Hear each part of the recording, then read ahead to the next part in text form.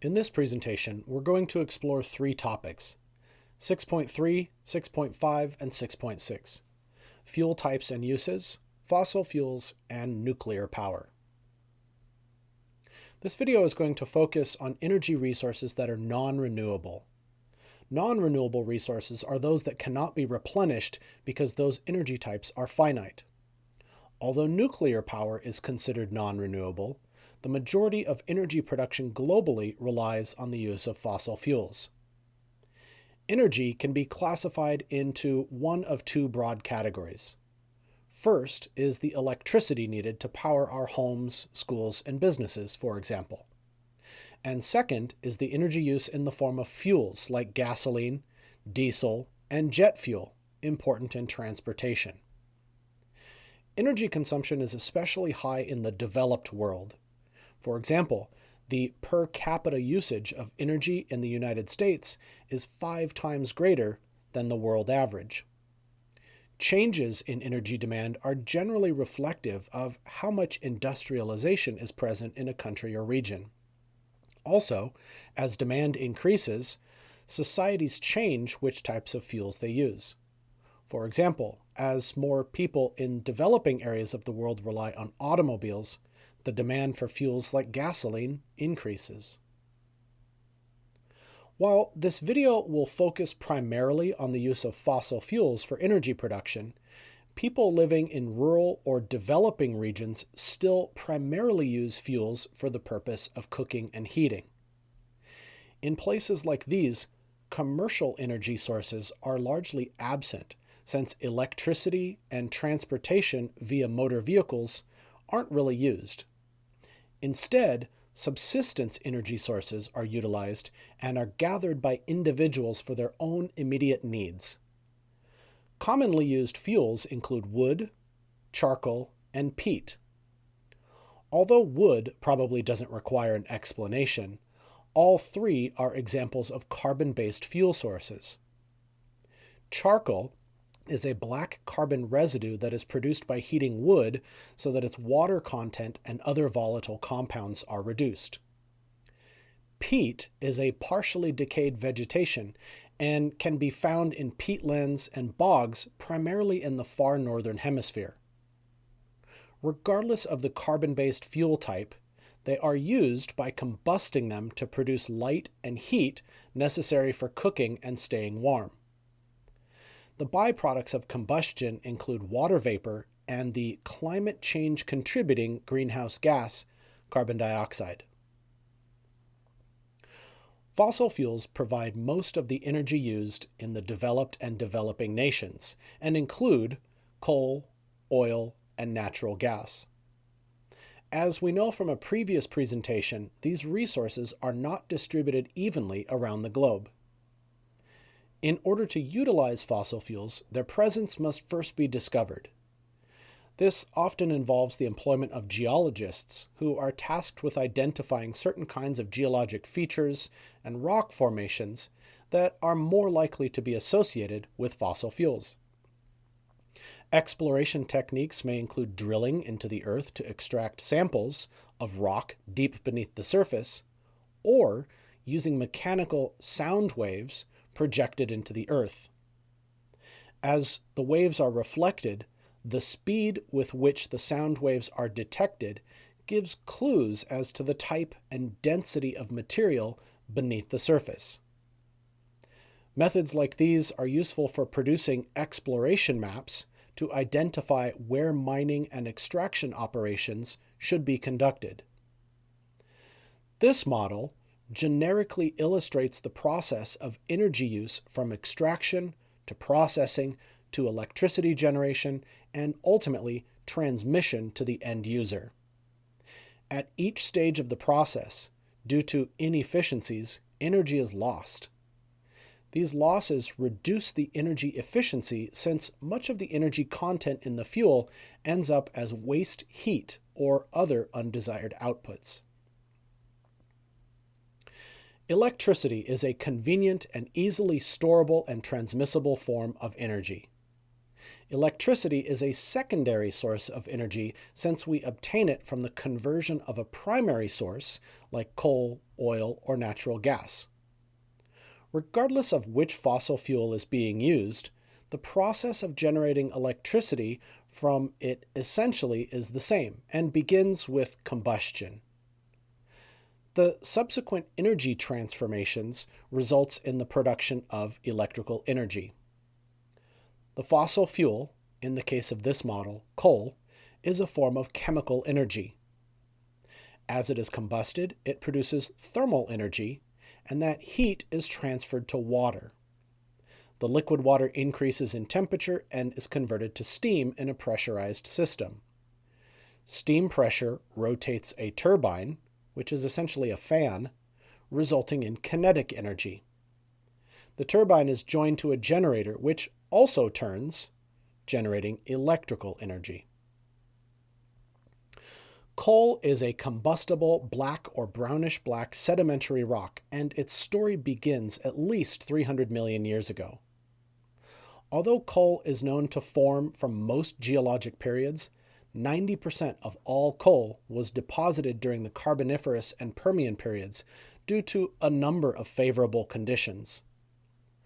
Oxygen levels in the atmosphere at the time were about 50% higher than now, and that promoted intense wildfires and the formation of charcoal that was indigestible by decomposing organisms.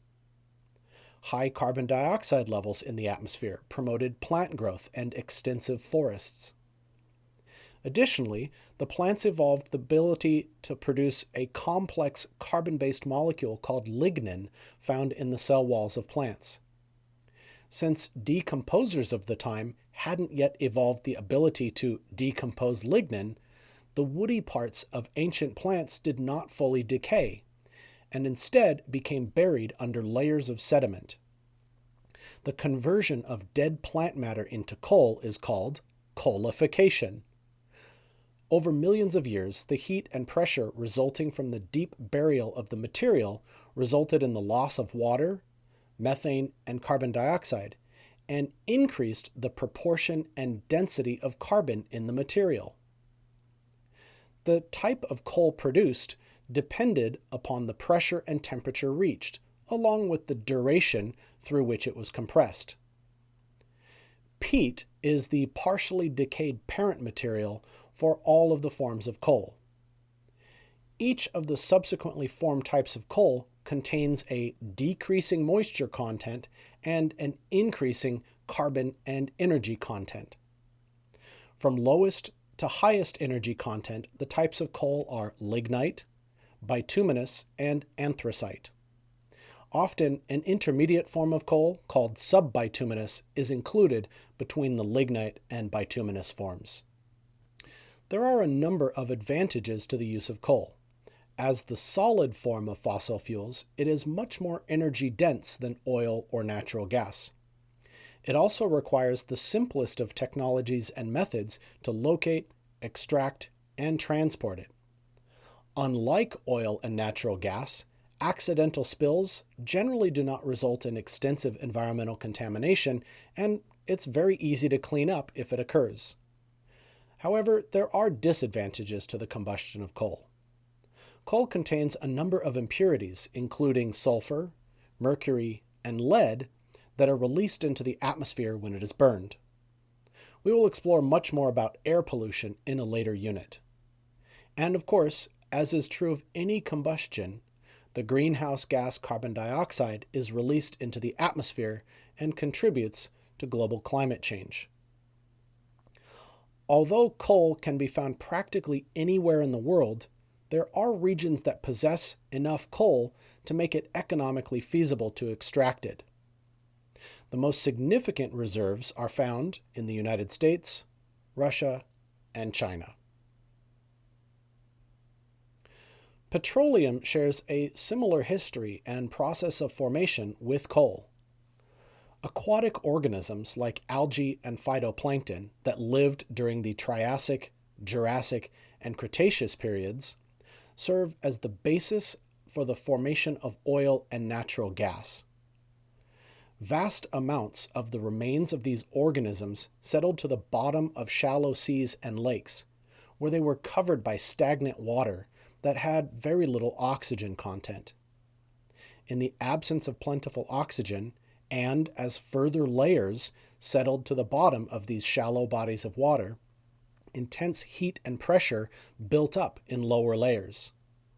This process caused the carbon-based organic matter to undergo chemical changes that resulted in petroleum products. Because petroleum is less dense than the rock that surrounds it, over time, it migrates upward until it is eventually trapped in underground pockets by non-porous rock. Although in some places petroleum does flow out through naturally occurring openings to reach the surface, usually petroleum producers must drill wells into one of those underground deposits and extract the petroleum by pumping it out. Oil wells and rigs such as these are constructed both on land and off the coast of land masses where petroleum can be found. This map illustrates the countries and regions by their petroleum resources. The countries that account for nearly half of worldwide petroleum production include Saudi Arabia, Russia, the US, Iran, China, Canada, Mexico, and Venezuela. In addition to being used to generate electricity, oil specifically can be distilled to separate its different components. Some compounds present in oil are useful for producing gasoline, others for diesel fuel, and yet others for building materials like the bitumen used to make asphalt. Advantages of oil include its relative energy density and fewer impurities than coal, making it cleaner to combust than coal. It is also simple to transport and, like coal, unlikely to accidentally combust. There are, however, disadvantages to oil. Like coal, it contains sulfur and trace metals such as mercury, lead, and arsenic, which are released, in addition to carbon dioxide, when it is burned. Also, whenever oil is extracted and transported, there is the potential for oil to leak or be spilled from a pipeline or from a truck or tanker that is transporting it. Like the air pollution from the combustion of fossil fuels, we will learn about the consequences of accidents like these in a later unit. Natural gas, the gas component of petroleum, is mostly methane, with varying amounts of ethane, propane, and butane, other hydrocarbons. Compared with coal and oil, natural gas contains fewer impurities and therefore emits almost no sulfur compounds during combustion. The amount of carbon dioxide released from the combustion of natural gas produces only about 60% as much as coal. However, natural gas that is unburned results in the escape of methane, which is a powerful greenhouse gas, into the atmosphere. Hydraulic fracturing, more commonly known as fracking, is a technique used to liberate pockets of petroleum trapped underground. Crude methods for doing this date back to the 1860s, but fracking as it is widely known today was first experimented with in the late 1940s and has especially increased in use in recent decades. A highly controversial practice, the process involves using high pressure to force a water and sand mixture into layers of rock underground. This causes the rock material to physically fracture and release the petroleum trapped within it. To illustrate this process and explain a bit more about its significance, let's watch a short video from the British Broadcasting Company. Even though the host of the video makes reference to geologic features and locations in the UK, the practice of fracking is largely universal wherever it's employed. Not all petroleum is easily extractable in conventional oil wells. Oil sands are a very slow-flowing, high-viscosity substance that is a mixture of sand, water, and a low-grade form of petroleum called bitumen. Oil sands can be processed and distilled in the same manner as crude oil. Bitumen can also be found independent of the water and sand present in oil sands. It is most commonly used to produce materials like tar and asphalt, important in building materials for roofs and roads. Since the combustion of fossil fuels releases large quantities of the greenhouse gas carbon dioxide into the atmosphere, people have considered the pros and cons of other energy sources. One of these alternatives is nuclear energy. Before we look at how nuclear energy is used to generate electricity, we first need to understand what it means to be radioactive. Many elements exist in different forms, with different atomic masses because of varying neutron quantities, called isotopes. Some isotopes of elements are stable, while others are not. Those that are not are referred to as radioactive and therefore decay over time, releasing energy as they do. In addition to the heat given off by this decay, the process releases additional neutrons that can collide with other radioactive nuclei, leading to a chain of nuclear fission giving off an immense amount of thermal energy. Nuclear power plants most commonly use a radioactive isotope of uranium, uranium-235, as their fuel source. The rate at which radioactive isotopes decay is measured in half-lives.